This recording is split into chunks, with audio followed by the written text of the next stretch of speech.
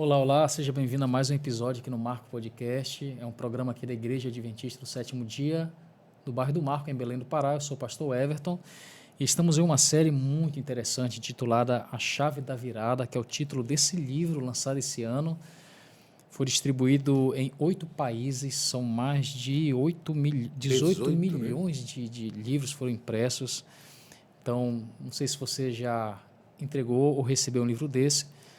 Para você ter uma ideia, esse livro aqui foi distribuído a preço de custo, custa R$ 1,50 a unidade desse livro. Você pode encontrar ele gratuitamente na internet também, tem áudio, tem muito material produzido sobre ele. E esse podcast é mais um dos programas feitos sobre esse livro, só que nós temos o privilégio de termos aqui o autor do livro, que é o Dr. Marcelo Niek. Ele é médico, especialista em psiquiatria, mestre em ensino da saúde, doutor em ciências biomédicas, mas a principal formação dele é que ele é casado há 24 anos e é pai de 3 filhos. Niek, obrigado pela presença mais uma vez. E hoje vamos falar sobre a chave da liberdade. Chave da liberdade.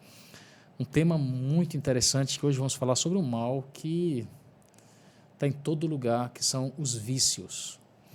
E hoje eu queria começar pedindo para você definir o que é um vício. Como saber se eu sou viciado em algo? Muito bem, muito obrigado pelo convite, por estar aqui, é sempre um prazer, uma alegria. E eu começo, como sempre, lembrando, né? Se você não assistiu o nosso episódio sobre a raiva, não fique com raiva, né? Não fique estressado nem com raiva, mas vai lá, assiste o episódio, foi muito bom, bom. E hoje nós vamos falar, né, dando continuidade aqui ao nosso livrinho, sobre o capítulo 3 dos vícios. Bem, existem muitas definições, né? Sim, você ia falar? Sim, porque assim, no primeiro episódio falamos sobre o estresse e aprendemos que ele é uma emoção que por si só não é negativa. O estresse ele é positivo porque é uma reação natural do corpo. Falamos também sobre a raiva, é uma emoção que por si só não é negativa, a raiva, né? Mas a resposta a ela, sim. Agora, e o vício? É uma boa pergunta, ele por si só, ele pode ser positivo ou negativo? Então, o vício, na verdade, vamos começar falando um pouquinho sobre o vício, tá? O que é o vício, em primeiro lugar? O vício, ele é um hábito nocivo que te aprisiona. Então, diferente dos outros, ele sempre é negativo? O vício não é uma emoção. Okay. Na verdade, ele está aqui como uma doença emocional, tá certo? O vício, na verdade, eu vou falar uma coisa sobre o vício que vai ser surpreendente. Surpreendente. Tenho certeza que a maioria das pessoas nunca pensou do vício da forma que eu vou apresentar hoje. Okay. Tá? Eu vou falar sobre a gênese do vício. Okay, porque a gente só pensa no vício, como você mencionou num episódio anterior, você falou, olha, a gente só olha para a ação, né? Para a ação raivosa, a gente não está vendo a origem. Lembra que você fez esse comentário? Sim. Quando a gente vê a pessoa com uma atitude raivosa, a gente julga a ação. O vício mais ainda. O vício a gente só olha para o viciado, a gente só olha para a droga que ele usa, para o jogo que ele é viciado, para o álcool, para a pornografia, enfim. Mas, na verdade, isso não é o vício. Isso não é o vício, né? E eu vou explicar para você hoje o que é o vício. Veja, mas vamos começar do começo. Então, eu disse que o vício é um hábito nocivo que me aprisiona. Então, qual é a primeira regra para saber se eu sou um viciado? Eu estou preso a um hábito que me faz mal. Ou seja, eu não consigo me libertar desse hábito.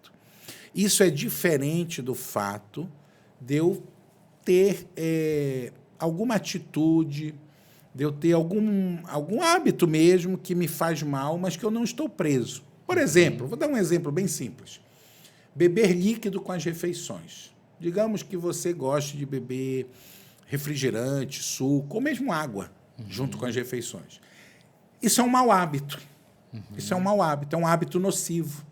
Isso atrapalha a sua digestão, isso causa uma série de pequenos problemas, desconfortos no sistema digestório, entendeu? Seja água pura, seja suco, seja refrigerante, isso é um mau hábito. Sim. Pode ser que você já tenha esse hábito há muitos anos, mas isso não é um vício. Talvez você faça isso por uma opção própria, mas no momento que você começar a sofrer problemas maiores, no momento que alguém te orientar sobre esse assunto, e você quiser, você vai parar de tomar esse líquido, você vai evitar na maioria das vezes. Você pode fazer isso. Ele não te aprisiona, ele não cria uma dependência. Esse é o ponto. Sim. Uma dependência nem física, nem emocional, nem química. Ok? Então, quando a gente fala de vício, nós estamos falando de um hábito, ou seja, você pratica aquilo com uma certa regularidade, mas que é um hábito nocivo, sabidamente nocivo, do qual você não consegue se libertar. E por que você não consegue se libertar? Porque você sente uma necessidade física, emocional e química. Ou seja, quando você não pratica aquele hábito, o teu corpo grita, a tua mente reclama, você é levado a um comportamento impulsivo na direção daquele hábito. Um exemplo, a pessoa ela é viciada em álcool. Em álcool. É diferente de quem toma bebidas alcoólicas. Muitas pessoas tomam bebidas alcoólicas, tomam numa festa, tomam no aniversário, toma todo o sábado, vai jogar bola, muito comum entre os homens esse hábito, né? Ah, vou para o futebol, depois do futebol, para num lugar, toma umas cervejas, etc. A gente ouve muitas pessoas falarem sobre isso. Isso não é um vício em álcool. Né? Pode ser que alguém diga, não, isso leva a um vício, é outra questão, pode levar realmente, mas eu quero dizer que este ato em si não é um vício, entendeu? Sim. A pessoa pode não ir num sábado, ela vai sentir falta dos companheiros, do colega, ela gosta ali daquele momento, mas ela não tem uma dependência química, ela não tem um comportamento compulsivo em direção àquilo, diferentemente de uma pessoa viciada, uma pessoa com problema de alcoolismo, um alcoólatra, onde ele acorda de manhã e ele precisa tomar a bebida alcoólica. Ele se dirige ao bar, mesmo que ele perca o trabalho por isso, mesmo que ele brigue com a esposa por isso, mesmo que ele não tenha dinheiro para isso, ele dá um jeito e vai. Ele começa a criar um prejuízo para a sua saúde física, ele começa a criar um prejuízo financeiro, ele começa a criar um prejuízo no trabalho, ele começa a criar um prejuízo mental, ele começa a roubar, ele começa a fazer algo, mas ele precisa tomar aquela bebida. Se ele não toma aquela bebida, ele vai tomar uma atitude que prejudique a ele ou aos outros para garantir o acesso àquela bebida. Entende a diferença do que eu estou falando? Assim, eu estou entendendo, mas quando você fala assim, que a gente ouve muita palavra dependente, né? Então, o viciado ele é um dependente daquele hábito, né? Por que dependente? Sem esse hábito, o que acontece com ele? Isso, por que dependente? Eu acho que isso é uma coisa importante. Porque ele cria... quando a gente fala em fisiologia, nós falamos no funcionamento normal do nosso corpo. Então, vamos imaginar fisiologicamente. Nós precisamos dormir, nós precisamos comer, nós temos uma relação sexual, isso libera prazer para nós através de marcadores bioquímicos. Quando a gente pratica um esporte, a gente se empolga e tem uma emoção. Quando a gente trabalha, no final do dia, chega em casa cansado, a gente tem um sentimento de satisfação. A nossa vida vai funcionando através de estímulos. E esses estímulos nos movem a determinadas atitudes. Mas todos nós lidamos com esses estímulos, essas atitudes e as emoções relacionadas a eles de uma maneira equilibrada, normal. Isso quer dizer o seguinte, eu joguei futebol hoje, fiz um gol, aí eu vibrei, eu senti ali a dopamina, foi lá em cima, quem gosta, puxa, que alegria e tal. Mas se amanhã eu não jogar, eu posso até sentir falta daquele jogo, mas eu jamais, por exemplo, vou deixar de trabalhar para ir jogar. Eu não vou perder o meu emprego para ir jogar futebol. Entendeu? Outro exemplo, digamos que você goste de macarronada. Você gosta, você come todo domingo em casa. Tem muitas famílias que todo domingo fazem macarronada e come, se diverte e tal, aquele negócio, tradições, né? Muito bem. Aí você tem uma gastrite. Aí você vai no médico, Está muito ruim, você está vomitando, sangrou, vomitou sangue. Aí o médico fala, cara, é o seguinte, você está com um problema aqui de gastrite, eu vou te passar esse remédio e durante 2 semanas você não pode comer carboidratos, farinhas e tal. Entre eles, não pode comer macarrão. A maioria de nós, obviamente, vai fazer o quê quando chegar no domingo? Não vai comer o macarrão. Você não vai morrer por causa disso. Você não vai ficar compulsivamente motivado a comer e vomitar e a ter... Porque você está doente. Você tem um problema ali de saúde naquele momento que te leva a tomar uma decisão de não fazer aquele hábito. Entendeu? Sim. Você tem uma relação sexual maravilhosa com a sua esposa, aquilo te faz bem. Né? O plano de Deus para o homem inclui a relação sexual dentro de um casamento. Aí você viaja, você passa 2 semanas fora de casa, você sente falta da relação sexual, você tem aquele desejo natural, fisiológico do ser humano. Mas você não vai sair feito um bicho na rua, pegando a primeira mulher que aparecer, violentando. Né? Você não tem um comportamento compulsivo. Você não vai procurar outras mulheres, pagar por sexo. Por quê? Porque existe uma moralidade, um pacto no casamento, uma fidelidade a Deus, a sua esposa. Isso modula as tuas emoções, você regula esse desejo e você controla e você espera chegar em casa, você espera acabar a sua viagem, entende? Então, todas essas formas que te levam a algum tipo de prazer, seja a comida, a relação sexual, o esporte, o sono, todos os mecanismos fisiológicos que regulam a nossa vida, eles são modulados pela nossa moralidade, pela nossa racionalidade, pela nossa situação socioeconômica. A gente não faz as coisas assim para satisfazer os nossos desejos a qualquer custo. Nós modulamos os nossos desejos de acordo com os nossos contextos sociais e vamos exercitando as atividades que nos dão prazer de uma maneira ordenada, coerente, dentro da nossa realidade. Sim. Quando a gente fala em dependência, nós estamos falando da perversão disso. O que é a dependência?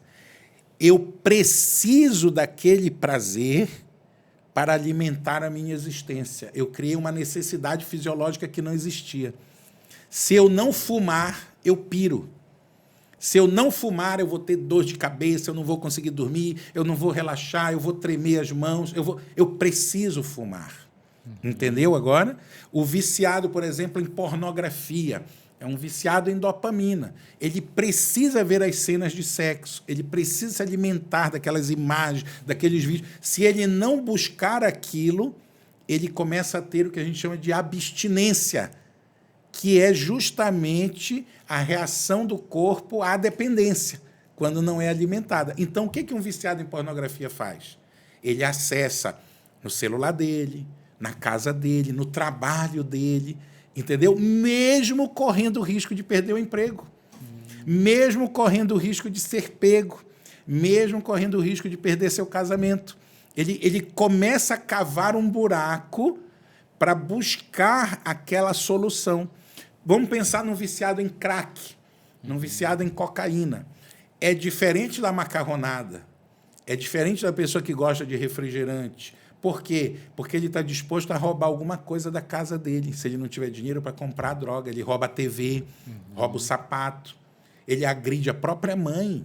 Sim. Olha, eu nunca conheci uma pessoa que gosta de refrigerante que roubou algo de casa para tomar o refrigerante.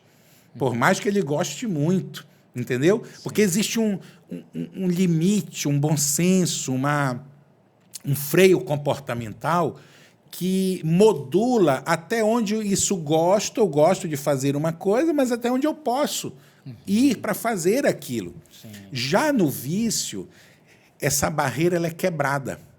A dependência me leva a um comportamento compulsivo. O que é um comportamento compulsivo? É algo que eu não consigo controlar. Ele me impulsiona além da racionalidade. Então, eu vou fazer algo que é irracional. Ora, eu não posso pegar o tênis do meu pai, vender para comprar um cigarro. Não é algo racional, não é, sabe? Mas o drogado faz isso. Vamos pensar uma pessoa em jogos. Vocês estão percebendo, né, que eu estou falando o vício, ele multifacetado, né? Pode ser em jogos, pode ser em sexo, pode ser em drogas, pode ser em cigarro, em álcool, pode ser em trabalho. Pode ser em trabalho. Porque o vício, ele é um hábito compulsivo, nocivo. E há pessoas viciadas em trabalho. Há pessoas viciadas em trabalho. E eu já vou explicar a gênese disso. São pessoas que colocam o seu trabalho acima de todas as outras coisas, mesmo isso sendo nocivo para a sua saúde, para a sua família, para o seu casamento, para os seus relacionamentos. E elas colocam o trabalho como uma necessidade fisiológica de obter prazer. Agora, assim, curioso, porque assim, o que você estava falando ali, você colocou, o vício sempre parte de algo que me dá prazer. Isso. Então, como me dá prazer, então eu começo a buscar esse prazer e chega um momento em que a busca por esse prazer fica na pirâmide das minhas prioridades e tudo o resto é secundário. Todo o resto é secundário. Então, família, inclusive o meu próprio corpo, né, tudo isso fica em segundo lugar. E o trabalho entra nessa categoria também? Então, vamos lá. Vamos dar um passo atrás primeiro para a gente entender ainda o que é o vício. Okay. E depois a gente vai para as suas formas. Bem, eu falei que o vício é uma dependência. É um hábito nocivo. Bem, vamos pensar em 3 características do vício. Primeiro, ele é um hábito. Ou seja, é algo que eu faço repetidamente. Sim. Segundo, ele é nocivo. Então, o que eu chamo de vício é um hábito que me faz mal. Ok? Não é um hábito bom. Sim. É um hábito mau. É um hábito nocivo. Terceiro, é um hábito nocivo que causa dependência. Ou seja, eu preciso dele para viver.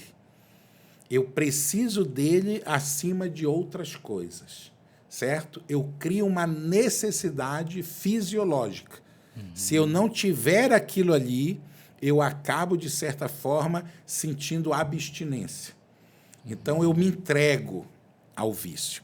Mas isso que eu estou falando, e agora vem o surpreendente, isso que eu estou falando, são os efeitos, na verdade, do vício. Mas o que é o vício em si? Da onde vem o vício? A origem dele. A origem do vício. É muito profundo o que eu vou falar agora, tá? O vício, ele é uma fuga. O vício é uma fuga. Que tipo de fuga? Eu tenho um problema que eu não quero enfrentar. Um problema muito desconfortável para eu enfrentar. E como eu não quero enfrentar esse problema, eu fujo dele para outro problema que eu posso enfrentar. Difícil de entender, né? Mas eu vou explicar. O vício é uma forma de eu fugir de algo, alimentando a minha frustração com prazer. Então, vou dar um exemplo. Vamos pensar num adolescente. Um adolescente que enfrenta problemas. Os adolescentes, eles são presas muito fáceis para os vícios, por várias razões, tá? Uma razão, ela é neurofisiológica. Ela tem a ver com o sistema nervoso central dos adolescentes. O que acontece no cérebro adolescente? O cérebro adolescente, ele passa por 2 mudanças muito importantes, porque a adolescência é uma transição da fase de criança, da infância, para a vida adulta. Isso que é a adolescência. Na adolescência, o cérebro sofre uma modelação, uma remodelação, na verdade. Ele elimina algumas sinapses, que são as ligações entre os neurônios, e fortalece outras. Ele se remodela. E ele é especialmente suscetível à dopamina. O que é a dopamina? Nós temos, de uma maneira muito simples, assim explicando, nós temos 2 principais tipos de neurotransmissor envolvido com o sentimento de prazer: a serotonina e a dopamina. Então, vamos pensar na serotonina. As 2 agem de maneira complementar, as 2 agem com os mesmos efeitos, mas com ênfases diferentes. A serotonina tem mais a ver com o bem-estar, com a tranquilidade, com a paz, com um sentimento de completude. Digamos assim, eu estou bem. Isso quer dizer, eu estou cheio de serotonina. Entendeu? A dopamina tem a ver, é com bem-estar também, mas é um bem-estar mais do prazer, da alegria, da emoção. Então, por exemplo, Eu estou domingo em casa, trabalhei a semana toda, e domingo fui para a praia com a minha família, estou ali vendo a praia, tomando uma água de coco, estou cheio de serotonina, entendeu? Agora, nesse domingo, eu vou sair para jogar um torneio de futebol, vou para uma prova de ciclismo, vou enfrentar um desafio, aí eu vou pedalo, eu jogo, tal, o meu time ganha o primeiro lugar, eu vibro, eu estou cheio de quê? De dopamina, entendeu? De uma maneira bem simples, é essa a diferença.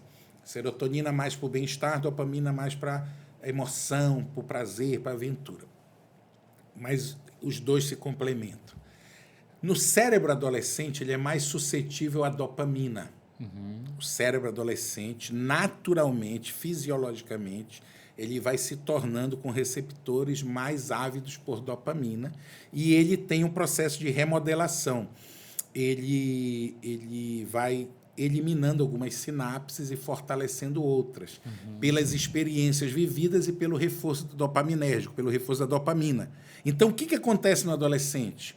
Ele é compelido a buscar mais aventura, mais emoção, mais desafio. Por isso que os adolescentes têm esse comportamento que têm. E isso é um processo neurofisiológico, isso é um processo planejado por Deus. Por quê? Porque é o que a gente chama de preparação da saída do ninho.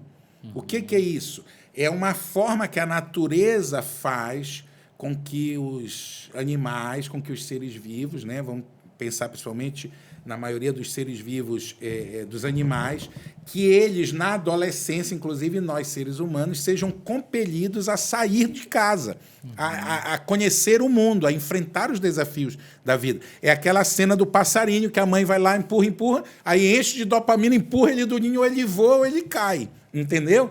Então, o adolescente, ele é compelido a buscar aventura, a buscar sair de casa. É por isso que os adolescentes trocam, por exemplo, nessa fase, de mentores, né? Eles deixam de ter como principais mentores os pais e passam a buscar outras pessoas, modelos, né? que eles admiram, porque eles são compelidos a isso, a buscar desafios. E a gente precisa... Não é o assunto aqui do livro, é só um parênteses, mas é para a gente entender o que acontece na mente adolescente. Agora, voltando ao tema do vício. O que acontece na mente adolescente? Ela é uma mente ávida por dopamina. Ela é uma mente que quer aventura. Ela é um corpo que precisa disso para ser hiperestimulado, entendeu? Ele é uma presa fácil por vício. Porque o que o vício oferece? Um hábito que me alimenta de prazer, de dopamina. O vício me oferece uma via de acesso facilitada à dopamina, um hiperestímulo de dopamina. E é por isso que os adolescentes são presas tão fáceis para as drogas, porque as drogas inundam o cérebro de dopamina. Entendeu? Agora, eu falei que o vício é uma fuga. Sim. Bem, qual é o mecanismo psicológico do vício? Eu estou diante de um problema que eu não posso enfrentar ou que eu não quero enfrentar. Por exemplo, eu sou uma pessoa frustrada com a minha vida, com a minha carreira, com a minha família, com o meu corpo, com a minha aparência, com a minha classe social, com a minha condição racial, com a minha religião. Eu sou adolescente, eu sou uma pessoa que sofro bullying, eu sou uma pessoa rejeitada, eu sou uma pessoa que não tenho compreensão na minha casa, eu sou uma pessoa, enfim, eu enfrento um desafio que eu não vejo como superável. Eu não quero ver essa realidade, eu não quero enfrentar essa realidade. Ela tem um custo emocional muito alto. Se eu sou adolescente, eu não me sinto capaz de resolver o problema. Se eu sou adulto, eu não quero enfrentar o problema, entendeu? É diferente no adolescente e no adulto. O adolescente ele tem um sentimento de impotência. O adulto tem um sentimento de indisposição, ele não está afim de lidar com esse problema. Eu tenho um problema no meu casamento, eu não estou afim de lidar com esse problema, é muito complicado. Eu tenho um problema, eu sou frustrado, assim, cara, eu fiz uma profissão que eu não me realizei, eu não estou bem, eu não gosto do meu trabalho, não gosto do meu emprego, não gosto da minha mulher, não gosto da minha igreja, não gosto de mim, mas eu não quero resolver isso. É muito complicado pensar nessas coisas, sabe? Entendi. Eu não estou bem com a minha vida. Eu, de alguma forma, sofro humilhações dentro da minha família. Tem muita gente que sofre humilhações dentro da família, sabe? Muitas pessoas sofrem humilhações dentro da sua própria família. Ou por parte dos pais, ou por parte do sogro, da sogra, ou por parte dos irmãos. Há muitos problemas nas famílias. Então, a pessoa está lidando com uma situação de humilhação. Eu sofro preconceito, já falamos sobre isso lá no Estresse. Muito comum a situação dos preconceitos. Preconceitos dentro da igreja. As igrejas evangélicas são cheias de preconceito. Nós rotulamos as pessoas, nós não gostamos de pessoas que são diferentes do nosso padrão de comportamento, nós rejeitamos as pessoas que não se encaixam nos nossos padrões. Então, a pessoa está lidando com esse preconceito. A pessoa está num ambiente de trabalho tóxico, mas ela precisa daquele emprego. São muitas as situações que levam a uma frustração com a qual você não quer lidar. Esse é o ponto. Você não quer lidar. Você poderia lidar. Você pode se separar, você pode buscar uma outra profissão, você pode sair daquele lá, você pode criar uma outra situação, mas isso tem um custo muito alto. Custo emocional, custo financeiro, custo de esforço, custo de estudo. Então, você não tem força para aquilo, você não está disposto. O mecanismo do adulto é a indisposição. Você não está disposto a pagar o preço da mudança para resolver um problema emocionalmente complexo na sua vida. Entendi. E o adolescente é outro mecanismo. Você não se sente potente, você não se sente capaz, porque essa mesma remodelação cerebral, essa hipersensibilidade à dopamina, essa necessidade de sair do ninho, ela vem também com a insegurança da adolescência. O corpo está mudando, você tem comportamentos erráticos que as pessoas não compreendem, você é um estranho no ninho, é um momento que, às vezes, os pais não te dão a atenção que você deveria ter, ou você não tem um lar estável o suficiente que possa lidar com as suas demandas emocionais. Está compreendendo? Sim, então, sim. isso tudo leva a uma insegurança também do adolescente. E aí, por causa da insegurança, por causa da incapacidade, por causa do medo, por causa da falta de condições de lidar com isso, ele foge dessa realidade buscando uma solução dopaminérgica. Uma intoxicação dopaminérgica. Ele vai tomar dopamina. Como? Através de um vício. Quando ele usa a droga, ele se sente, por alguns instantes, poderoso. Ele sente a felicidade que ele não tem na vida dele. Ele sente a resposta que ele não encontra na sua vida regular. Então, ele passa a buscar, naquele vício, uma forma de compensar as suas frustrações através da dopamina. De novo, no adolescente pela insegurança, no adulto pela indisposição de enfrentar o problema. Então, um camarada de 30 anos, de 40 anos, que se torna um viciado, ele, na verdade, está fugindo de um problema que ele não quer enfrentar, e ele se vicia em gotas de dopamina. E ele começa a beber, entendeu? Para compensar a sua frustração. Então, ele busca na pornografia uma forma de compensar a sua frustração. Ele busca no jogo, tem muitas pessoas viciadas em jogos, uma forma de compensar a sua frustração.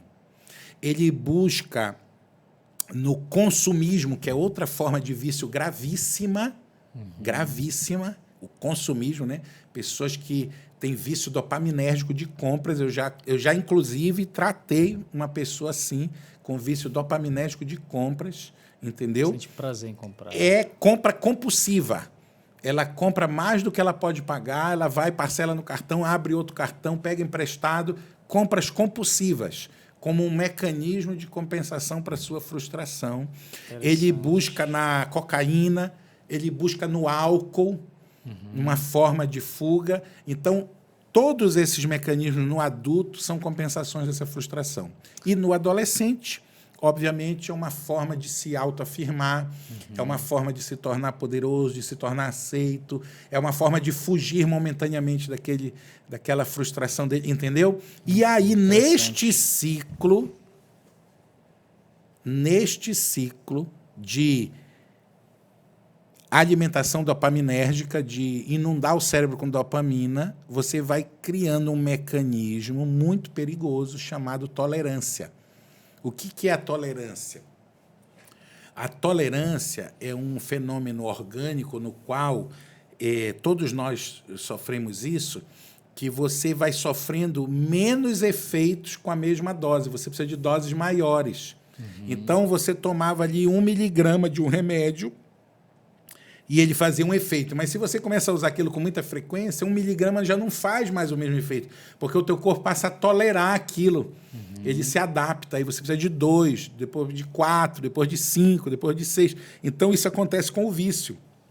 A pessoa, ela consultava um site pornográfico ali uma vez, ali no sábado à noite, no domingo, ali ninguém estava vendo e tal, meia horinha, mas ela vai tornando o cérebro tolerante. Aquela dose não dá mais o mesmo efeito. Então, ela precisa de doses maiores. Aí ela já começa a ver toda noite, aí ela já começa a ver na hora do trabalho, aí ela já começa a ver no celular. Ela já não quer ver agora cenas de sexo comum ou só de pessoas nuas, ela quer ver vídeos, ela quer ver com 2 pessoas, com 3 pessoas, com animais, com cenas esdrúxulas. Então, ela vai cavando na pornografia. No jogo, a mesma coisa. Ela começa com um jogo simples, uma loto, um negócio, um bingo, não sei o quê. Ela vai para um jogo eletrônico, ela vai para um bet, ela vai para um cassino, ela vai... Entendeu? No nosso país, talvez não seja um dos vícios tão prevalentes como em outros países. Existe o problema do vício do jogo no Brasil, mas ele é pequeno comparado com os países do primeiro mundo, onde eles são muito mais relevantes. Aqui nós temos muito problema de vícios em drogas mesmo, em álcool, né? Entendeu? No meio evangélico, um dos grandes problemas do vício é a pornografia.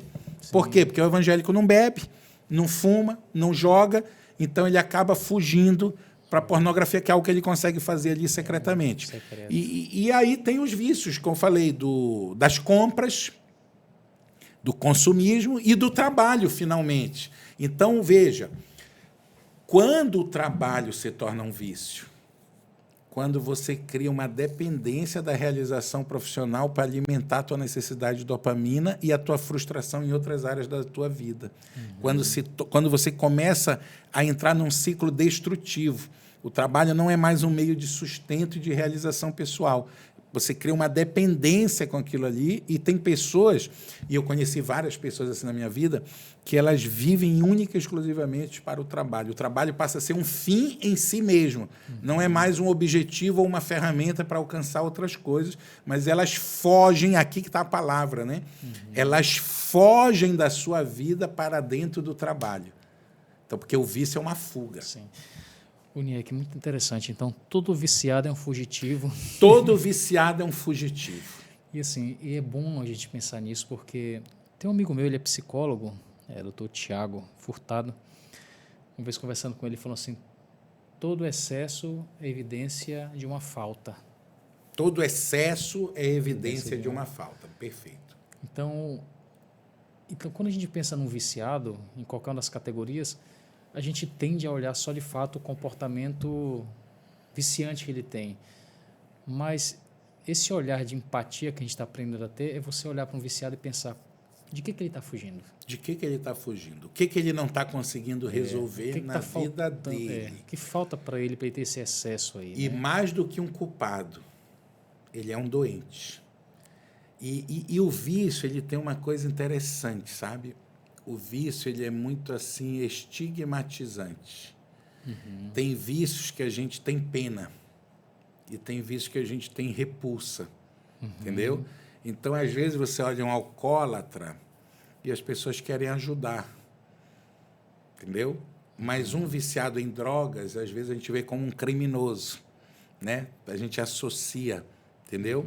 Aí você vê um viciado em cigarro, todo mundo quer ajudar. A igreja faz um curso como deixar de fumar, né? Mas um viciado em pornografia é um pecador, é um leproso, Sim. se ele for descoberto, entendeu? Porque a gente vai criando rótulos nas pessoas. Mas a verdade é que todo viciado é uma pessoa que tem uma doença emocional grave. Ela está aprisionada num ciclo destrutivo do qual ela não consegue sair. Agora, deixa eu fazer essa pergunta, Niek. São muitas coisas, mas essa aqui eu acho muito interessante. Por que nós, seres humanos, sabemos que algo é destrutivo e ainda assim o fazemos? Eu fico impressionado com carteira de cigarro. Eu não fumo, né? Mas hora ou outra eu vejo assim no chão e lá você vê... hoje na carteira vem geralmente a foto de alguém com câncer. De alguém com dano, etc. E fala, esse cigarro causa câncer e tudo mais. Então alguém que pega uma carteira daquela olha e diz, sabe, olha, eu estou usando algo que está me matando. Por que o ser humano... Por que um viciado, sabendo que algo faz tão mal para ele, por que ele continua nesse comportamento destrutivo? Tem várias explicações para isso, científicas e espirituais, né? Digamos assim. Mas eu começo dizendo o seguinte, uma das razões para isso é que nós somos imediatistas. O ser humano é imediatista, naturalmente, por uma lei natural, que é a lei do menor esforço. Então, todos nós temos uma tendência a avaliar os efeitos imediatos de tudo que a gente faz na vida. Isso não é diferente com os nossos hábitos.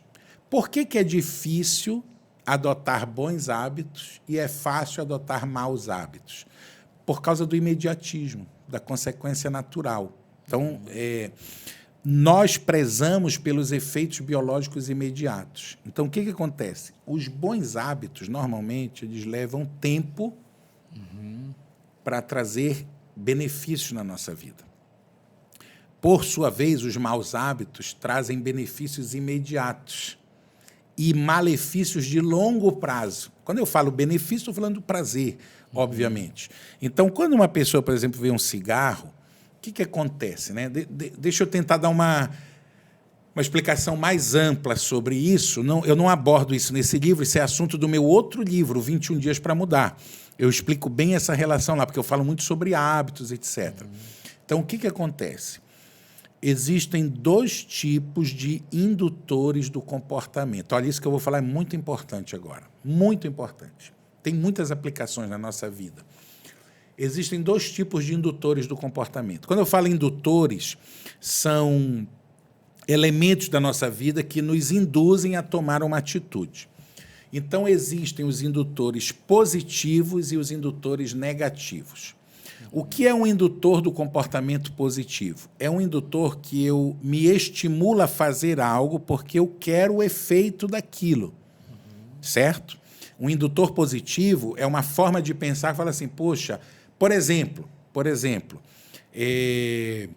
eu vou praticar atividade física porque eu quero viver mais tempo, porque eu quero ter mais força muscular, porque eu quero emagrecer. Então, isso é um indutor positivo. Sim. O que é um indutor negativo? É quando eu quero deixar ou quando eu faço algo porque eu quero evitar o efeito. Então, por exemplo, falar assim, olha, eu não vou comer muito açúcar, ou não vou tomar café, ou não vou tomar bebidas alcoólicas, porque me causa uma doença. Eu não quero essa doença, então eu vou evitar de consumir essas coisas. Sim. Então, eu vou fazer algo, vou tomar uma decisão para evitar um problema. Muito bem. Dito isso, indutor positivo e indutor negativo, né? Estão acompanhando o raciocínio. Sim. Qual é a característica do indutor positivo? Ele demora para fazer efeito, mas quando faz, o efeito é mais duradouro. Isso quer dizer o seguinte, eu demoro para assimilar um hábito por um indutor positivo, porque eu tenho que me convencer, assimilar, tomar decisões, enxergar um efeito de longo prazo. Mas quando eu assumo isso, demora mais tempo na minha vida o efeito do indutor positivo. O indutor negativo é o contrário. Ele tem um efeito muito rápido. Se eu falar assim para você, olha, não faz isso aqui, senão você vai morrer. Você para na hora de fazer, porque você não quer morrer. Mas esse efeito passa muito rápido, porque você fala assim, mas eu não morri, né? Então, o efeito passa muito rápido. Então, agora que a gente entendeu isso, vamos responder a sua pergunta. Por que nós fazemos coisas que nos prejudicam?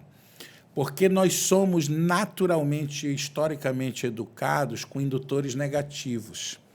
A gente tenta ensinar as pessoas a fazer algo para evitar o prejuízo. Olha, você tem que se comportar bem, senão você não vai para o céu.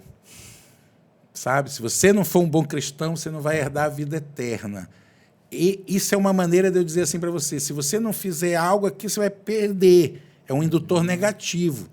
Isso faz com que eu mude o meu comportamento muito rápido, na hora. Tipo, o foco está no prejuízo. O foco está no prejuízo, exatamente. Okay. E quando o foco está no prejuízo, como o prejuízo demora a acontecer, quando é que eu vou saber se eu vou ou não para a vida eterna? Só quando Jesus voltar. Eu começo a me comportar bem, mas logo eu me esqueço, logo perde o efeito. Porque ele é efêmero, ele dá um pico, mas ele é efêmero. Entendeu? Já aquele camarada que foi espiritualmente educado, olha, Deus está te oferecendo a oportunidade de uma vida eterna, porque você vai ter isso, vai ter aquilo, você vai se desenvolver, Deus planejou assim, assado. Ele demora a acreditar nisso, isso não motiva tanto quanto o medo do inferno. Mas quando ele se motiva e acredita, ele tem ações comportamentais de longo prazo, porque ele assimila aquele indutor de uma maneira diferente, entendeu? Sim. Então, o que acontece com os vícios? Né? Finalmente respondendo a sua pergunta. Veja como é complexo responder certas coisas, mas a gente precisa de um background para entender as respostas. Por que as pessoas fazem coisas ruins? Porque, majoritariamente, nós somos educados negativamente. Não fuma porque vai te fazer mal. Não fuma porque você vai ter câncer. Mas ele olha ao redor e as pessoas estão fumando e não tem câncer.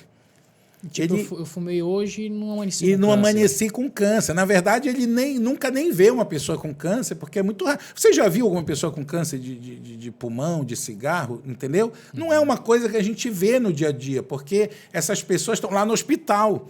Entendeu? Quando elas têm o câncer, são anos depois, 20 anos depois, 30 anos depois. Né? Eu atendo muito paciente com câncer de pulmão e de bexiga, que é uma coisa que as pessoas não sabem.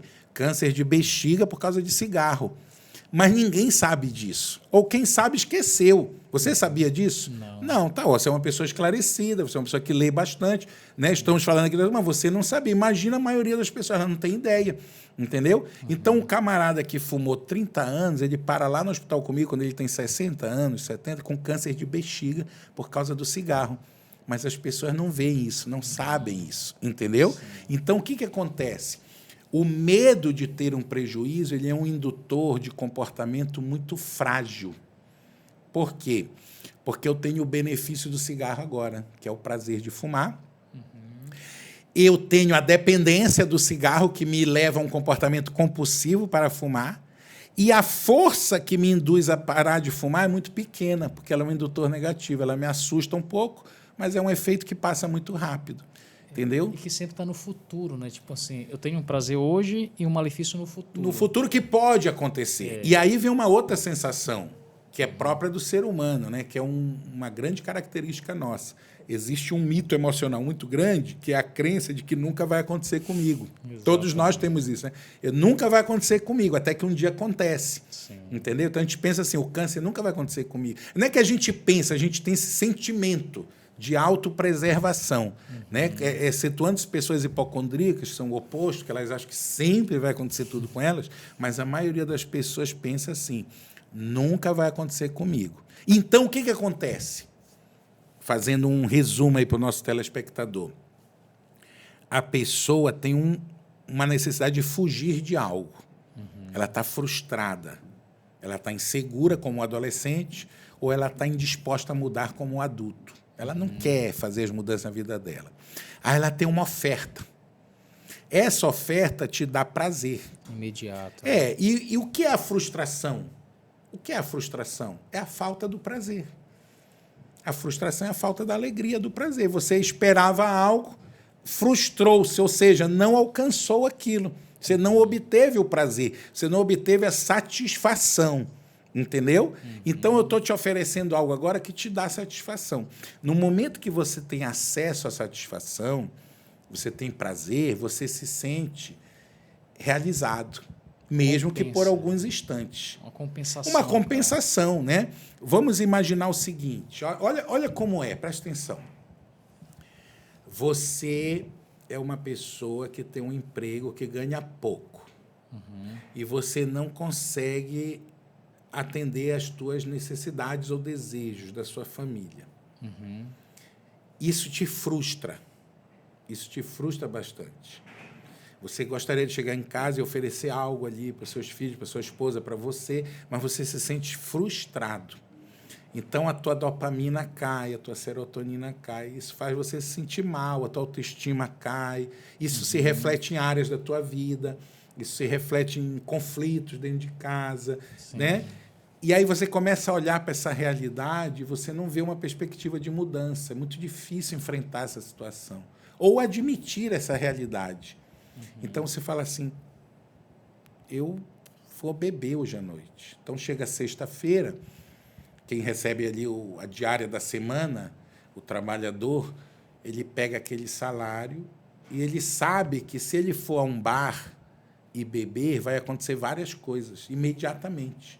O que vai acontecer? Primeiro, ele vai esquecer os problemas, por alguns instantes que seja, mas a mente frustrada, ela só quer um descanso, entendeu? Ela quer um pouquinho se sentir bem. E é tão bom se sentir bem, né? É tão bom. Eu estava pensando, cara, é tão bom se sentir bem, você fazer um negócio. Eu vi esse livro ontem, o pessoal aqui na igreja com o livro na mão, eu me senti tão bem vendo as pessoas ali com o livro na mão, né? Eu falei assim, cara, que sensação boa você...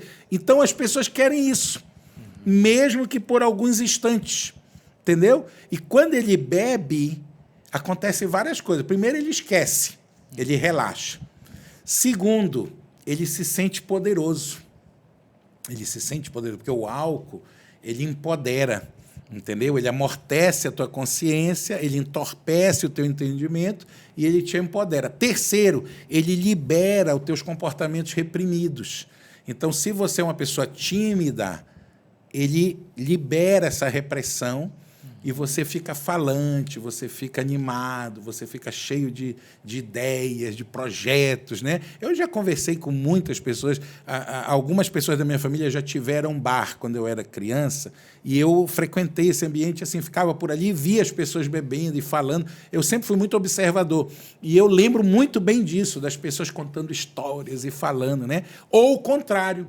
Se você é uma pessoa muito falante, muito expansiva, quando você bebe, aí você fica mais introspectivo, mais cheio de sabedoria, sabe? É impressionante o álcool. O álcool, ele tem esse efeito, entendeu? E aí o que vai acontecendo? A pessoa, por alguns trocados ali, ela tem acesso a tudo isso. E isso vai gerando uma sensação nela de realização, ainda que momentânea.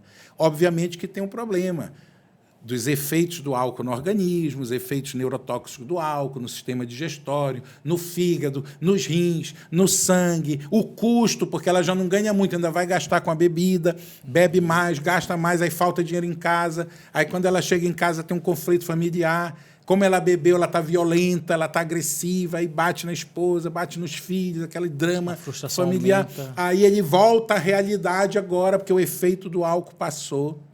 Ele volta à realidade, agora a realidade é pior, porque aí falta mais dinheiro, aí há o problema emocional que se causou todo, só que agora tem um detalhe, e aqui é a diferença do macarrão, do refrigerante, entendeu? Qual é o problema? Agora o corpo dele tem uma dependência física. Ele pede aquela sensação química, o neurotransmissor ali está clamando, ali o receptor, eu preciso. E aquilo está movendo ele a um comportamento compulsivo, diferente agora. Mesmo que traga um prejuízo. Ele tem uma dependência agora social, que o problema dele é maior, ele precisa fugir de novo, Está entendendo? É um ciclo que vai aprisionando a pessoa, porque ela não consegue mais sair. Sim. Ela sabe que está errada, ela está vendo o que está acontecendo na vida dela, ela sabe que vai acontecer tudo de novo, ela sabe, tudo, o ciclo é igual, ela sabe, mas ela não consegue tomar a decisão de sair, ela não tem força para isso, porque há uma compulsividade no comportamento dela. Sim, é que assim, duas coisas. Primeiro, é que assim, o cenário não se repete de maneira igual, porque, primeiro, o vício piora ainda mais o cenário de frustração, né? Claro. E quando aumenta o cenário de frustração, então ele quer sentiu o prazer novamente, mas quando ele retorna o prazer, já não sente a mesma quantidade de Aí prazer. ele precisa uma dose maior. Então, e toda vez que ele volta, sempre então ele precisa de uma dose maior, né? Mas nesse cenário chega um momento em que a pessoa ela não tem mais a capacidade de escolher sair de lá, né? Porque ela é um prisioneiro. Ela é um prisioneiro. Então vamos para a segunda parte, então. Como então sair de um vício, já que saiu da minha capacidade de escolher sair? Então, veja só. Infelizmente, né? Infelizmente, a maioria das pessoas Bem, primeiro, elas não conseguem sair sozinhas do vício. Esse é o primeiro problema. Elas não conseguem. A imensa maioria não consegue sair sozinha porque ela está presa. E olha só, Nick, eu queria esse ponto que você falou, e olha só, a gente está falando com muita gente evangélica. E como você falou, um dos vícios comuns no evangélico é a pornografia. É a pornografia. Existem vários institutos de recuperação só para evangélicos viciados em pornografia, porque é um pecado mais silencioso, você não precisa se expor publicamente. Não precisa se expor publicamente. Só que agora imagine a dificuldade de você é viciado em algo que você não consegue sair sozinho, mas ao mesmo tempo você tem vergonha de falar. Você não pode pedir ajuda, porque senão você vai ser execrado na tua comunidade, obviamente. Então, aqui no livro, são tantos temas correlatos, né? Aqui no livro eu faço uma metáfora. Eu comparo o vício com um túnel de fuga de um presídio. E eu digo o seguinte, o viciado, ele está fugindo, né? Só que ele foge num túnel subterrâneo. Então, o que acontece? Por que eu gosto dessa metáfora? Porque ela explica várias coisas do vício. Bem, primeiro, ele vai por um caminho longe dos outros. Ele se afasta dos outros nessa fuga. Ele vai por um caminho geralmente sujo, moralmente sujo, geralmente por algo condenado pelos seus pares, pelas suas famílias, pelos seus colegas de trabalho. Normalmente ele se fere nesse túnel, ele se machuca, ele pega doenças. Né? Pensa num túnel ali, né, cavado embaixo da terra. E, lamentavelmente, a maioria dos vícios, é muito triste o vício, lamentavelmente, ele precisa chegar no que nós chamamos fundo do poço. Ele precisa chegar no fundo do poço para conseguir pedir ajuda. Por quê? Qual é o maior problema de um viciado? Você sabe qual é o maior problema de um viciado? Tem muitos problemas um viciado, né? Você que está me vendo aí em casa, qual é o maior problema de um viciado, na sua opinião, né? Mas talvez eu chutaria que ele reconhecer que é um viciado. Você acertou na mosca. O maior problema de um viciado é reconhecer que ele é um viciado. Ele não reconhece. Porque reconhecer que é um viciado é reconhecer que eu sou impotente diante de algo que eu faço. Né? Pronto, você poderia ter escrito o livro aqui junto comigo. Você falou. Meu amigo, o que significa admitir que eu sou um viciado? Que eu sou um fracassado, que eu sou um frustrado, que eu não consegui lidar com um problema na minha vida e busquei uma alternativa, que eu não consigo sair sozinho dela. Isso é muito doloroso.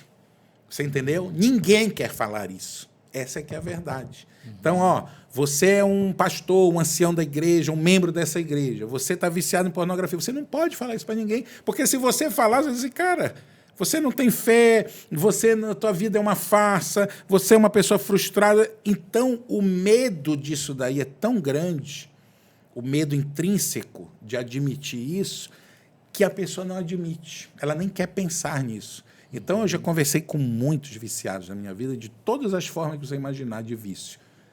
Todos eles falam a mesma coisa. Qual é a frase? Eu não sou viciado. A hora que eu quiser eu paro. A hora que eu quiser eu paro. Aquelas frases de sempre. Não, isso aqui é ruim mesmo, eu sei, tem que mudar, mas por enquanto dá para ir levando. Entendeu? Eu não sou viciado, essa é a frase. Eu não sou viciado.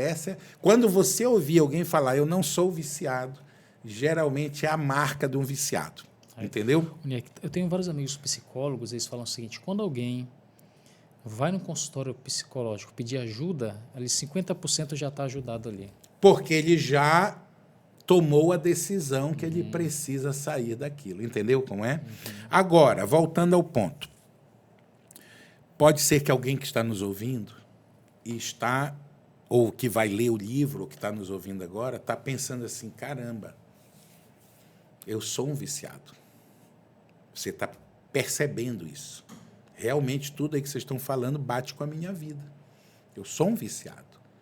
Então, esse é o primeiro passo, respondendo objetivamente a tua pergunta. O primeiro passo é admitir que você é um viciado e que você precisa de ajuda. Você precisa de ajuda, entendeu? Me permita falar algo. Recentemente fui visitar um casal em que o homem viciado em pornografia e se envolveu com infidelidade e tal, traiu a esposa. E para mim foi muito surpreendente ouvir a esposa, ela falou o seguinte, eu gostaria que ele tivesse me falado. Eu fiquei assim, muito surpreso uma mulher falar isso, né? E porque talvez, já que você está preso em um vício, hora ou outra vai vir a público isso. Uma hora vai vazar, vai explodir a história. E você não está conseguindo sozinho. Então, não adianta. Então, mas veja só, esse é o ponto. Né? Eu insisto, a dificuldade do viciado é justamente essa.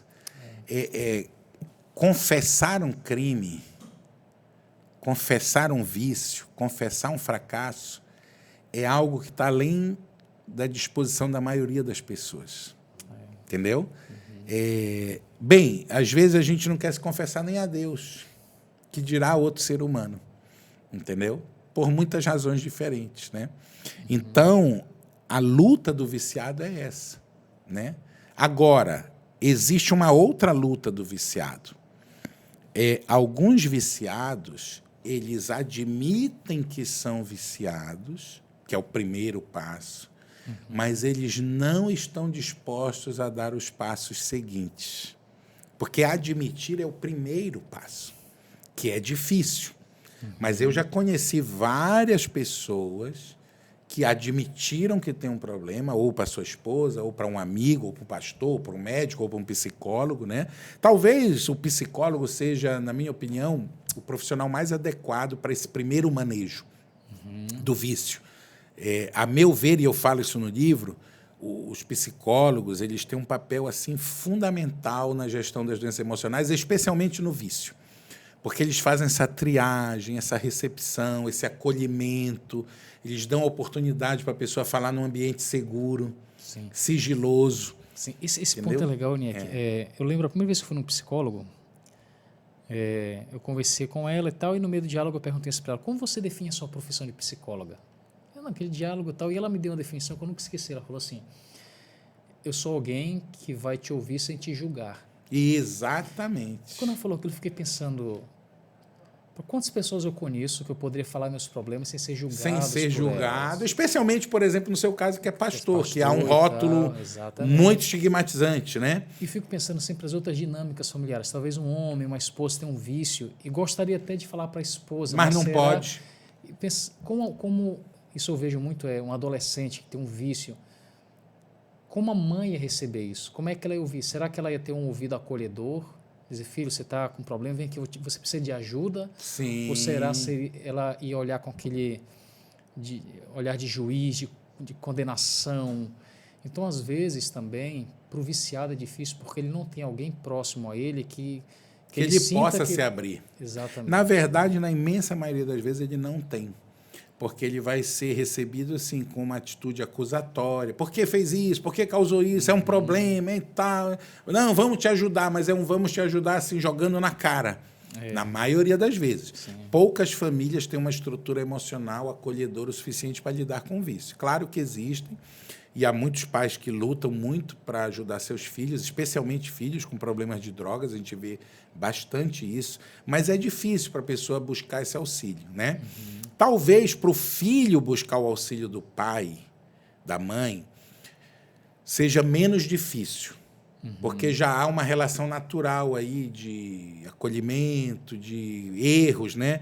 Então, isso já de acolher erros. Mas num casal é muito difícil. É muito difícil, né? Embora não seja impossível. A gente vê casos aí que o marido... Eu já conheci casos da esposa ser drogada, por exemplo, e o marido ajudar, o contrário, né? A gente pensa só no homem, né? Mas tem muitos casos de mulheres também. Ok. Tem muitos casos de mulheres também. Não é o mais comum, mas tem vários casos assim. Sim. Eu vi Entendeu? até recentemente o termo chamado infidelidade financeira. Infidelidade Quando alguém é financeira. viciado em compra e quando vai abrir o problema da fatura de cartão, o outro não sabia. O outro não sabia ou causou danos irreversíveis ao patrimônio da família. Também conheço casos assim. Então, veja, em resumo, o primeiro passo é reconhecer que tem um problema, é admitir e buscar ajuda. Essa ajuda pode ser o psicólogo, essa ajuda pode ser o pastor da igreja, também é uma pessoa para dar um encaminhamento. Essa ajuda pode ser o seu esposo ou esposa, se há maturidade emocional para lidar com um problema dessa magnitude dentro do casamento. Mas o importante, eu diria assim, no primeiro passo, é a pessoa lidar com a iniciativa de mudar. Olha, eu preciso de ajuda. A leitura desse livro pode ser o primeiro passo. Sim. A leitura desse livro. Mas eu disse para você que não basta esse passo. É o primeiro, né? Esse é o primeiro. E aí vem outros passos. Então vem a pergunta, né? Eu diria assim para você, o que a pessoa pode fazer de prático para superar um vício? Bem, uma vez que ela admitiu que tem um problema com vício e buscou apoio familiar, pastoral, psicológico, ela vai ter que dar alguns passos concretos. O primeiro deles que eu chamo no livro, eu chamo de ato ritual. Ato ritual. Ela precisa ter um rito físico, palpável, concreto, que marque na mente dela o ponto de saída do vício. Entendeu? O que é esse ato ritual? Ele é muito importante. O que é esse ato ritual? É um gesto de rompimento com a cadeia do vício. Então, por exemplo, se você é viciado em álcool, é o gesto de você pegar as garrafas de bebida alcoólica e quebrar e jogar no lixo. Isso tem um efeito moral muito importante. Se você fuma, é você queimar a carteira de cigarro, jogar no lixo. Se você é viciado em pornografia, é você cancelar as contas uma por uma, tirar o acesso, dar a senha do celular para a esposa ou deixar aberto o teu histórico de navegação para todo mundo na casa ver, entendeu? Isso são medidas que marcam na sua mente um gesto concreto de superação do vício. Se você é viciado em compras, é você quebrar o seu cartão de crédito, cancelar o seu cartão de crédito, entendeu? Então, você precisa ter um gesto. Eu lembro, quando meus filhos eram pequenos, esses gestos eles têm um poder muito grande na nossa mente. Eu lembro que os nossos 3 filhos, quando eram pequenos, usavam pipo, né? Pipo, chupeta, né? Chupeta. E eles usavam a chupeta e a gente fez um ritual de desligamento da chupeta numa determinada idade ali, porque a criança quer continuar com a chupeta, né? Então, eu lembro quando eles completavam ali 2 anos, que já era até tarde demais, a gente fez com cada um deles, olha, chegou a hora de parar e tal, não sei o quê, pegamos um saco, aí cada um pegou a sua chupetinha, cada idade, né? Cada um, porque eles têm idade diferente, foi lá, tinha 2 ou 3, jogou a chupeta ali dentro, jogou a mamadeira ali dentro, amarramos o saco, jogamos no lixo. Esse ritual ele é muito importante, porque ele marca na nossa mente uma transição. Existe um elemento de concretude, entendeu? Isso, para o viciado, é especialmente importante, porque ele é como se fosse um landmark, um ponto de referência na história dele, na história psicológica dele. Segunda atitude, além do ritual de libertação do vício, você pode fazer isso com um amigo, com a esposa, com o pastor, entendeu? É um gesto ali. O segundo, você precisa de uma rede de apoio. Você precisa de uma rede de apoio. O que é uma rede de apoio? Pode ser um grupo da igreja, pode ser um grupo tipo Alcoólicos Anônimos, por exemplo, pode ser amigos, pode ser alguém da sua família, um primo, um irmão, o pai ou a mãe, é alguém que vai estar te acompanhando. É alguém com quem você pode falar, é alguém com quem você pode, no momento de desespero, ligar e desabafar. Cara, eu estou com muita vontade agora, olha, eu preciso. É alguém que é a tua válvula de escape.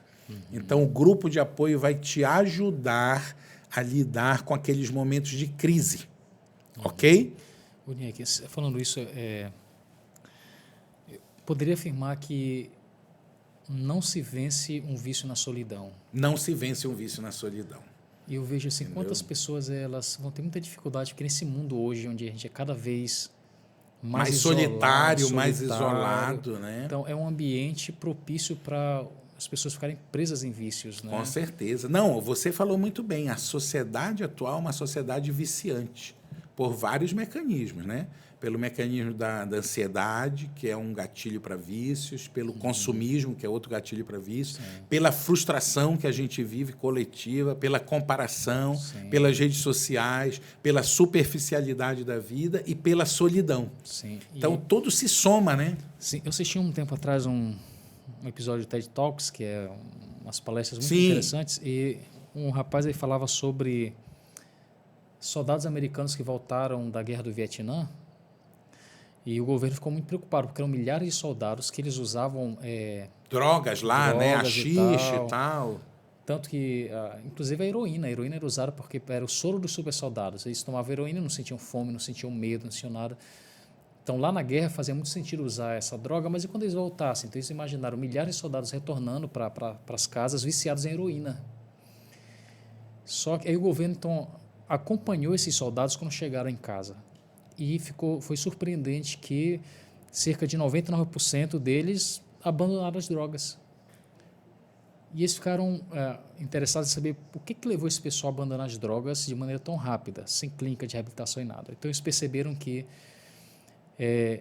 a saudade da família era tão grande que, ao chegar em casa, o apoio familiar, o abraço da família foi determinante para eles abandonarem as drogas. Então, o que é que eles descobriram? Que quando você tem alguém viciado, a pior coisa a se fazer é isolar essa pessoa da sociedade. Sem dúvida nenhuma. E, geralmente, é a reação mais natural que a gente tem, né? Tira o viciado daqui... Vou colocar numa clínica, eu vou, entendeu? Então, o apoio familiar, esse grupo de apoio que você falou aí, é fundamental para você ajudar um viciado. Sem dúvida. Então, vamos elencar aqui. Primeiro, eu buscar ajuda. Segundo, eu ter um ritual de libertação, para marcar, né, um ponto de partida. Terceiro, eu buscar um grupo de apoio. Pode ser uma pessoa, 2, 3, um grupo, enfim. Aí tem várias outras. Quarto, eu tenho que ter uma estratégia para lidar com a abstinência. Porque esse assunto ele é muito vasto. Poderia escrever um livro só sobre vício, para você ter uma ideia. Tem vários, né? Abstinência é quando o corpo reclama da falta daquele vício. E as pessoas, né, no meu livro 21 Dias, eu falo sobre abstinência, eu dou 10 estratégias de como lidar com a abstinência. Porque ela é um problema muito grave. A abstinência ela é química, você tem aquela falta da substância, você entra em desespero, porque você tem sintomas, né, dos mais variados. Ela é física, você realmente sente no corpo, não só na mente, no corpo. Ela é uma abstinência social, você precisa do ambiente do vício, entendeu? Então, o psicólogo, muitas vezes, precisa da ajuda do psiquiatra, do médico, para poder medicar esse paciente por um tempo para lidar com a abstinência. Nem todo mundo consegue lidar com a abstinência sem medicação. Esse é um ponto importante para ser dito. Então, a gente aprende, por exemplo... Eu lembro muito bem dessa aula, das aulas que eu assisti sobre isso, que o professor ele brincava, né? Ele dizia assim, olha, nós temos que ir viciando o viciado em outros vícios que a gente pode ir controlando. Ou seja, eu vou dando uma medicação que também vicia, mas menos do que aquele, depois eu troco por uma outra menos viciante, depois eu troco por uma que já não causa dependência, até ir libertando daquele primeiro vício original, entendeu? Então, isso é uma estratégia, né? Outra estratégia, a gente pode usar medicações. Outra estratégia, casos menos graves ou que não têm uma dependência química tão forte, você usa gatilhos. Eu vou te dar um exemplo. A pessoa fuma. E aí, toda vez que dá vontade de fumar nela, a gente substitui por um outro hábito, não necessariamente ainda saudável de imediato, mas que consiga transpor. Então, por exemplo, mascar chiclete. Eu já ajudei pessoas a deixar de fumar assim. Diz, olha, tu vai comprar um saco com 100 chicletes e toda vez que vem aquela vontade de fumar, você vai mascando chiclete, vai mascando, vai mascando, vai mascando. Cria um vício no chiclete. Cria um vício no chiclete. Né? Poxa, mas chiclete faz bem a pessoa? Não, não faz. Mas é uma forma de eu tirar um vício pior por um vício menos ruim. E aí, depois que eu viciei a pessoa no chiclete, eu trocava o chiclete por uma maçã, né? Olha, você vai... Toda vez que você quiser mascar chiclete, você vai comer uma maçã. Parece uma coisa boba e simples, mas é um processo. É um processo no qual a pessoa vai lutando, né? Tem pessoas que usam, por exemplo, cigarro adesivo de nicotina também, é uma forma. Outros usam medicamentos ansiolíticos, né? Para o cigarro, para o álcool também é outra forma da gente colocar. Outra estratégia é você ter duas coisas complementares aí nesse processo de substituição do vício, que é a atividade física regular e um hobby. O hobby pode ser um vício do bem, um hábito bom, entendeu? Então, às vezes, você consegue introduzir alguns vícios comportamentais à troca. E aí eu tenho que falar uma coisa, que é muita coisa, né, para a gente falar, muita coisa. Eu tenho um outro livro chamado Vire a Página. Nesse livro, eu desenvolvo algumas estratégias de como lidar com o vício. Vire a página, né, para escrever uma nova história.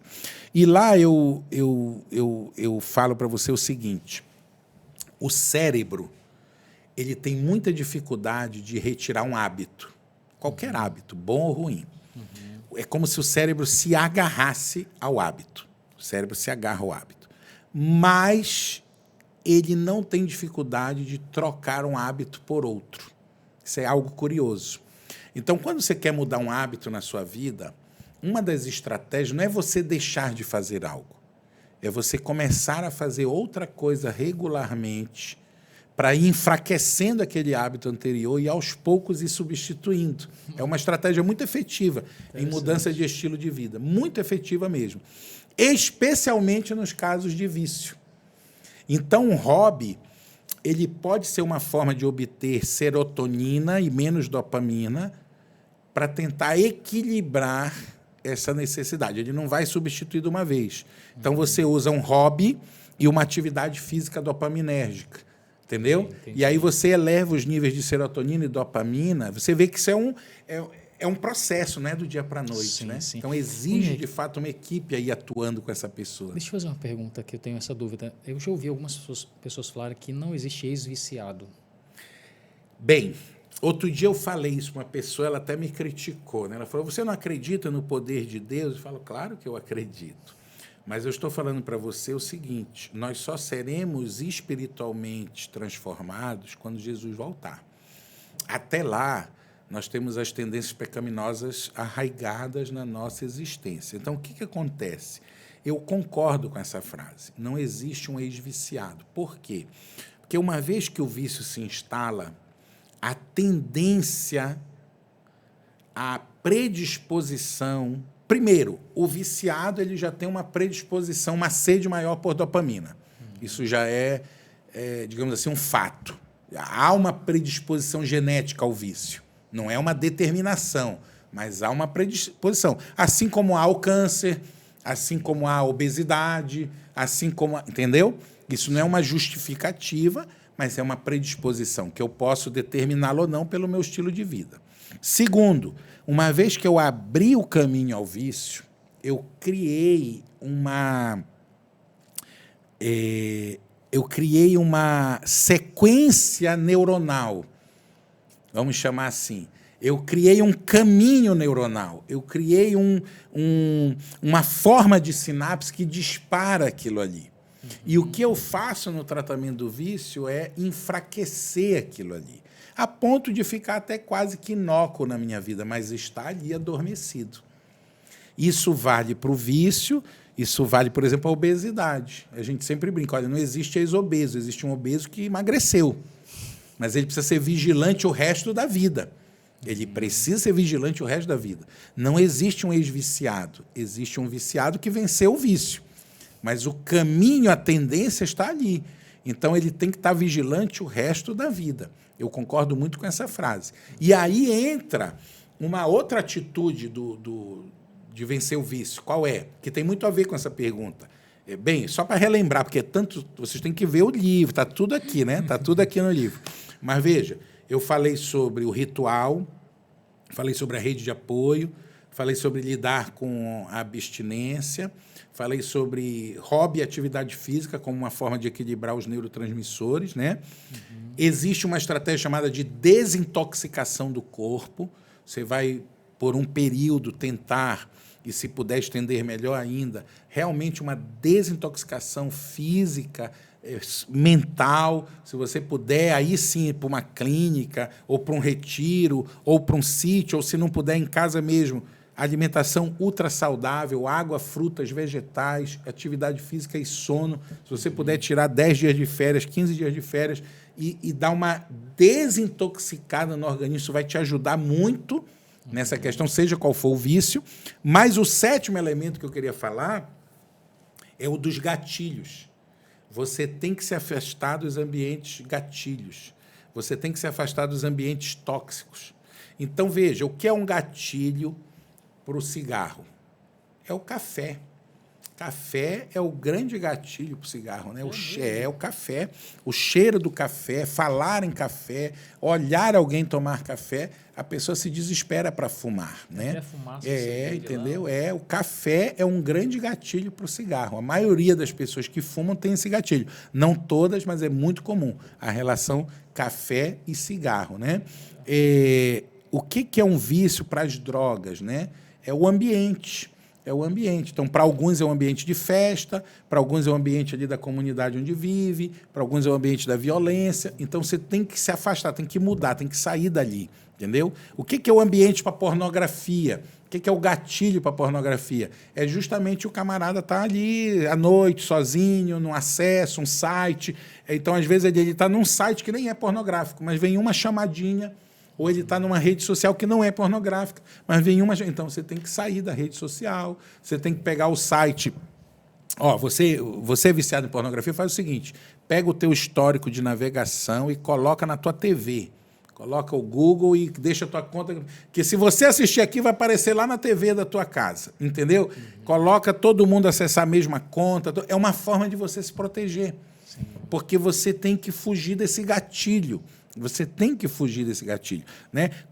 Põe a senha no computador para os seus filhos poderem acessar, para a sua esposa poder acessar. Põe no seu celular uma senha que toda a família saiba, sim, entendeu? Então, são formas de você se proteger, de gatilhos contra a pornografia. E por aí vai. Então, sim, o gatilho do cigarro, o gatilho do consumismo, né? Então, você está vendo rede social, você está indo em shopping. Então, você tem que sair disso daí.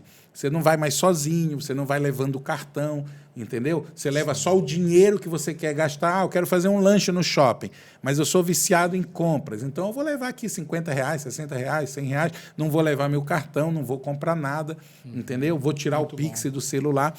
Então, tudo isso são atitudes práticas para a gente lidar com o vício. E aí, bem, tem muitas coisas, né? Eu queria terminar só dizendo o seguinte... Duas coisas mais. Primeira, não desista. Não desista, tá? Eu vou olhar para você agora aqui. Não desista. É normal em quem luta contra um vício cair e levantar. É normal. Então, vai acontecer, inevitavelmente, de você cair alguma vez. Não desista. Não desista. Persista, busque a rede de apoio, comece de novo e você vai, aos poucos, ganhando força para vencer o vício. Segunda coisa que eu quero dizer para terminar, né, nessas estratégias de lidar com o vício. Restaure as relações quebradas. O vício, ele te rouba tudo. Tudo. Tua honra, teu dinheiro, tua espiritualidade, tua família. Ele vai roubando aos poucos. Quando você vê, ele tomou tudo de você. Então, é muito comum que o viciado tenha relações quebradas com a família, com a igreja, com a esposa, com os filhos. Isso é muito comum. Eles vão quebrando as relações. Restaure isso. Peça perdão, busque, confesse, diga que você está lutando, você está corrigindo. Porque tem hora que o vício já é público, né? E aí, nessa hora, vai quebrando as relações. Não é mais um vício secreto. Então, restaure as relações, porque elas vão ser fundamentais, né? E aí eu termino, pastor. É muito bom esse assunto, muita coisa para falar nesse assunto, muita coisa. Eu termino falando da chave da virada, né? Do filho pródigo. Sim. Do filho pródigo, que foi aquele personagem da Bíblia que se entregou aos vícios. Se entregou aos vícios, né? A Bíblia não fala explicitamente que vícios são, mas ele é alguém que saiu de casa, queria dopamina. Ele queria dopamina, né? Então, ele pegou a herança, foi para o mundo, queria provar algo para as pessoas que ele não era, queria experimentar os prazeres da vida, e eu acredito que ele se viciou nessa dopamina, mas chegou uma hora que ele chegou no fundo do poço, né? E ele não tinha mais como sair dali. E aí ele lembrou. Eu gosto muito dessa história. Eu conto essa história em casa desde sempre. E eu digo para os meus filhos, olha, o dia que vocês tiverem qualquer problema na vida de vocês, não importa qual seja, se vocês cometeram um crime, se vocês se tornaram viciados, se vocês saíram da igreja, se vocês fizeram algo mais errado, não importa, o crime que for, eu quero que vocês saibam uma coisa, o lugar para vocês buscarem ajuda, em primeiro lugar, é na casa do Pai. É na casa do Pai. Isso não quer dizer que eu vou passar a mão na cabeça, que eu vou ser conivente, não. Nós vamos assumir o erro e vamos enfrentar as consequências juntos. Nós não vamos fazer vocês fugirem dos erros, mas nós vamos acolhê-los, nós vamos apoiá-los, nós vamos pagar o advogado, nós vamos atrás, nós vamos lutar para que vocês paguem pelos erros e reconstruam a vida. Então, eu quero dizer para você, que é um viciado que me escuta hoje, que o primeiro lugar para você buscar ajuda é com o filho pródigo, é na casa do pai. Porque ele lembrou, né? Ele falou, gente, na casa do meu pai até os empregados são bem tratados. Se eu fosse só um empregado lá, já seria melhor do que eu estou hoje, né? Então, eu quero dizer para você que quando você chega na casa do pai, você não vai ser um empregado. Você vai receber um anel, uma túnica, uma festa, porque o pai vai estar de braços abertos. Isso não significa que o pai aprova os seus erros, mas significa que ele está disposto a escrever uma nova história na sua vida, a virar a chave na sua vida. Essa é a grande chave da virada. Sim, muito obrigado. Amigos, espero que você tenha gostado dessa jornada. Aprendi tanta coisa. Acho que até agora foi o episódio mais longo e a sensação é que faltou falar muita coisa. Com certeza. Essa parábola, eu gosto demais da parábola do filho pródigo, Lucas 15. Lutero falava uma coisa interessante, que é o único lugar da Bíblia que Deus aparece correndo aí. Olha só, né? Olha só. Porque um viciado, um pecador, né? Ele é um pecador. O que o pecado faz com a gente? O pecado nos faz duvidar da nossa dignidade. Exatamente. Será que eu mereço voltar? Será que o pai vai me aceitar? Com que cara eu vou voltar agora para a igreja? Com que cara eu vou voltar para a casa do meu pai? E essa história diz que não importa como você está, o pai vai te aceitar. Isso mesmo. Então, essa é a grande lição. Acredite que há solução. Eu vejo muita gente que fala assim, estou com vontade de desistir de tudo. O maior fracasso não é você cair, o maior fracasso é você não acreditar que é possível se levantar, né? Isso mesmo. Então, acredite que é possível voltar e se você voltar, Deus vai te aceitar, né? Carregue essa mensagem no seu coração e nos encontramos no próximo episódio para falarmos sobre um tema que é a continuação desse, né? Vamos falar sobre a chave do perdão. A doença da falta do perdão. É fácil perdoar, como ser perdoado, então temas importantíssimos. Vamos concluir então com uma oração do Toniek, por favor. Querido Deus e bondoso Pai, mais uma vez diante de Ti, Senhor, clamamos pelo Teu Santo Espírito, para que todos aqueles que nos ouvem, nos assistem, que lutam, Senhor, contra o vício, possam encontrar alento, possam encontrar libertação, possam encontrar uma rede de apoio, possam ter a coragem de dar o primeiro passo e ser readmitidos, Senhor, na liberdade de escolha, de vida, na plenitude que Tu nos ofereces. Amém, Senhor. Nós te agradecemos tudo isso e te pedimos em nome de Jesus. Amém. Amém, Senhor. Pronto, meu amigo.